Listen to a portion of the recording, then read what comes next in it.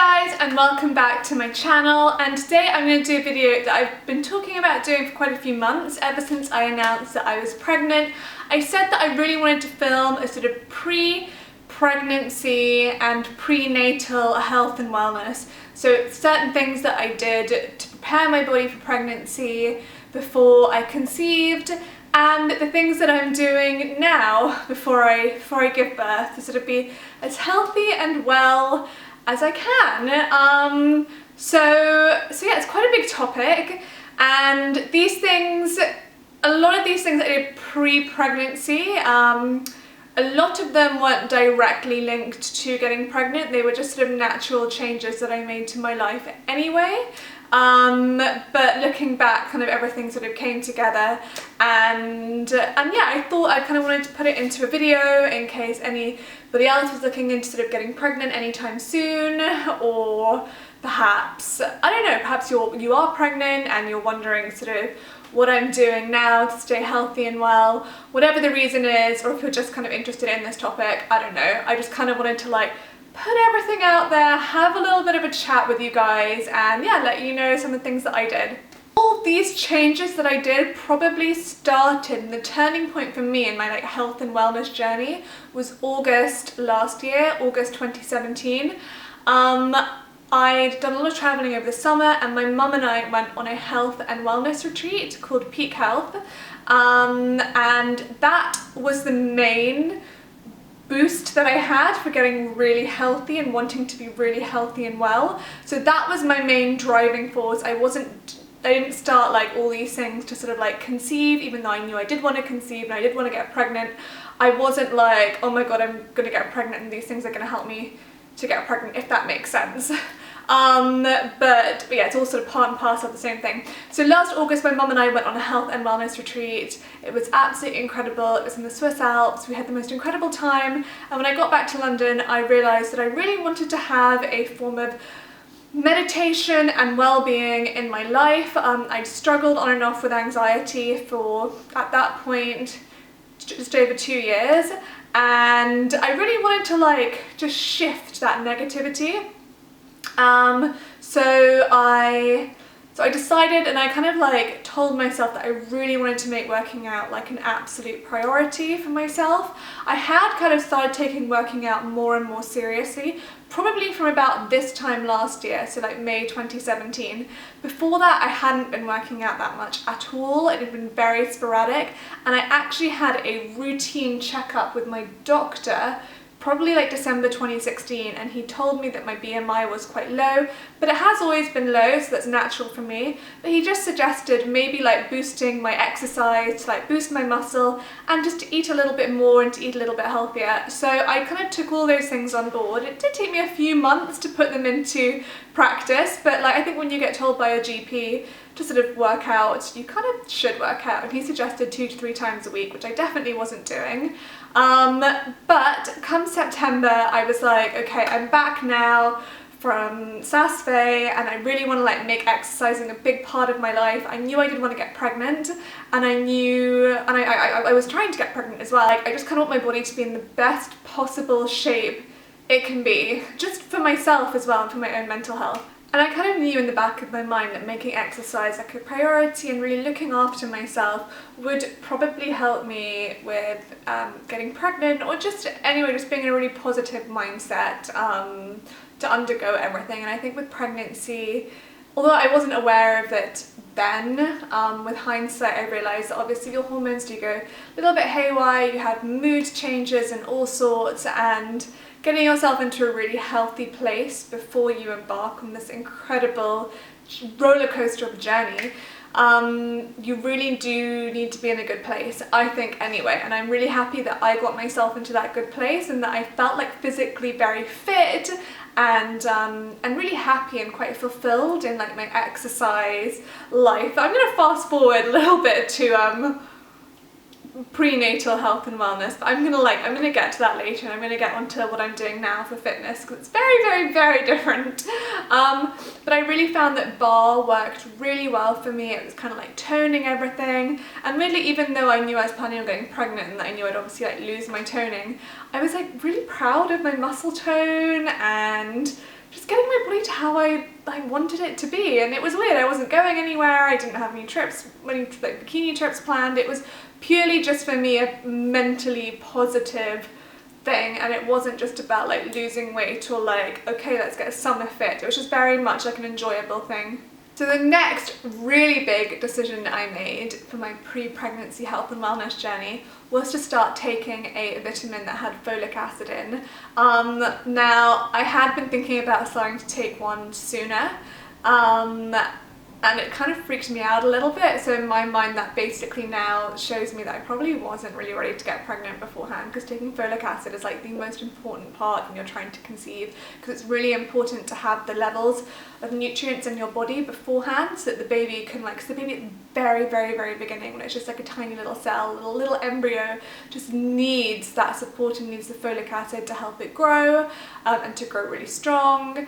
And I hadn't been taking it. So in September I was like, right, I'm going to start taking a prenatal vitamin, because you know, that's kind of what you're meant to do, and I'm ready and I really do want to get pregnant now, and that's just something that I am going to decide to do. I actually started, I don't really know my dates or times, but I think like middle of September, I started taking Pregnacare Original. Now I did a lot of research on the different types of Pregnacare, and they do have a preconceived one, which I was really sort of intrigued to try, and lots of women that have been struggling to conceive, so this really helped them to conceive. And because I don't know, I wasn't in like a massive rush, I kind of just wanted something a little bit more basic. I don't know, I just thought the preconceived one maybe for me wasn't quite right, so I just thought, okay, let's just go for the original. Iron, zinc, vitamins D and B12 and folic acid, and I was like, I think that's going to be like what I need, and will just help me and give my body the resources of folic acid and everything else. Vitamin D was also something that I was also taking. I was taking a separate supplement. A few months before I started taking Pregnacare, I was taking vitamin D because I had a deficiency before. The same doctor that told me to start working out also told me that I had a vitamin D deficiency. So that's something I started taking a few months prior to this. But the difference I started seeing, like almost within a week of taking this, I noticed my hair was just a bit shinier, my skin felt a little bit clearer, and my nails, which have always been quite good and strong, but they were growing so quickly. And I was like telling everybody, like, I'm taking a really good multivitamin that like works really well. And everyone was like, oh, what's the name of it? And I'm like, oh, I don't know, because I didn't want to tell anyone that I was trying to get pregnant. Like, I don't know. For me, some people tell people. For me, it was like really personal information that I didn't really want to share with anyone. So I was like, damn, why did I just like boast about this amazing multivitamin and then like not share the name?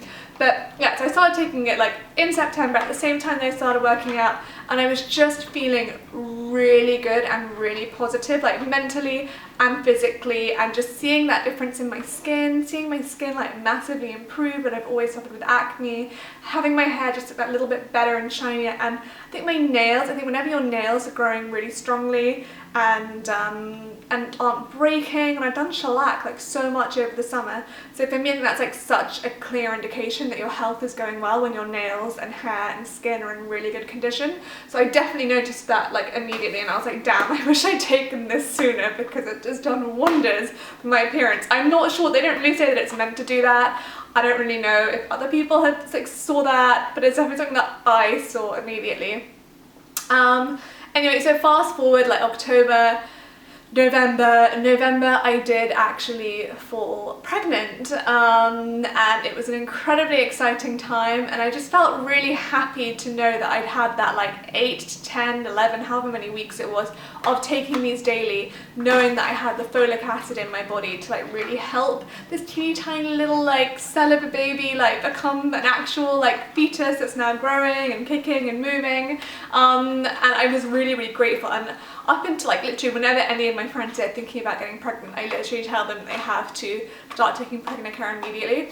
And the thing that I really liked about the Pregnacare Original is that you have like all the recommended amounts of folic acid, so that it's all in line with the UK Department of Health, which I just kind of wanted to have something that just kind of like ticked off everything without me having to think about it. The thing that I really liked about it as well is this, they're gluten-free, suitable for vegetarians, free from preservatives, artificial colours, lactose, salt, yeast and gelatin, and not tested on animals. And that was just really important to me, because as I'd been so careful with my diet and avoiding gluten and dairy and all sorts. The last thing that I wanted was to be having a tablet that was coated in sort of lactose or have something or gluten and have stomach problems from that. So these responded really well. I'm actually even thinking about taking this after I'd given birth as well, because I'm now like a bit addicted and I really love the way my skin and hair look. But I think they've got a breastfeeding one as well. I'll link a few options below. They've got like a breastfeeding multivitamin as well that you can take. That's like a follow-on from Pregnacare. And that might be a really good option as well to help with my breastfeeding. But yeah, so that was like the exercise and the Pregnacare. Cutting out green tea, which is crazy because green tea is meant to be really healthy for you. Those are 3 really big, obvious changes that I know that I made in September. I also with the yoga and taking a little bit of meditation time for myself, a little bit of thought time for myself, and like stopping any like negative energy. Like, you know when you just like procrastinate and you start like going down weird little routes and you're procrastinating and you're sitting on your laptop and you feel really unproductive. I was like, no, I want to be really productive and I want to be like really positive in my mind and body, and that's something that I did really try and stick to. Again, it wasn't like totally like with me trying to get pregnant, but maybe it was in the back of my mind, a subconscious decision that I made just to make my life just a little bit better and healthier in order to aid a new life come into the world. And it definitely helped. I mean, I don't know if it worked, you know, just because of those things, but I do know that maybe it made pregnancy and those first few months, which are very difficult, they maybe made them like a little bit less difficult because everything was so boosted and up there. But I'm not gonna lie, the first few weeks, months of pregnancy were really tough for me.